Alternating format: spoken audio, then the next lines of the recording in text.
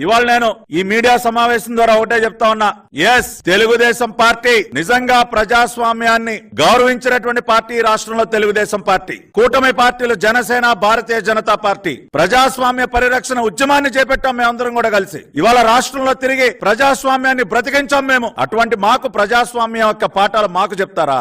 ఇటువంటి దారుణాలు కొడిగడుతూ మీరు ప్రజాస్వామ్యం గురించి మాట్లాడతారా? నారా చంద్రబాబు నాయుడు గారు మాకు ఒక క్రమశిక్షణ అలవాటు చేశారు. ప్రజాస్వామ్య విలువల గురించి మాకు ఎన్నోసార్లు ఆయన హితబోధ చేశారు. ఇవాళ అందుకునే చెప్తా ఉన్నాం, మీరేమీ ప్యాంట్లు జరుపుకోక్కర్లేదు. ఇవాళ వచ్చి అయ్యో బాబు అని గుండెలు బాదుకుంటా ఉన్నారు. ఈ గుండెలు బాదుకునేటటువంటి పిల్ల సైకోలందరికీ చెప్తా ఉన్నా, తెలుగుదేశం పార్టీ పక్షాన, అరే బాబు మీరు ఎవరో ప్యాంట్లు తడుపుకోవద్దు. నేను హామీ ఇస్తా ఉన్నా, రాష్ట్రంలో ఎక్కడా కూడా మీ పైన భౌతిక దాడులు జరగవు. మీ ఇళ్ల పైన దాడులకు ఎవరు తెగబడరు.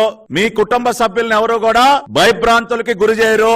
నాది హామీ. చంద్రబాబు నాయుడు గారి పక్షాన, లోకేష్ గారి పక్షాన, తెలుగుదేశం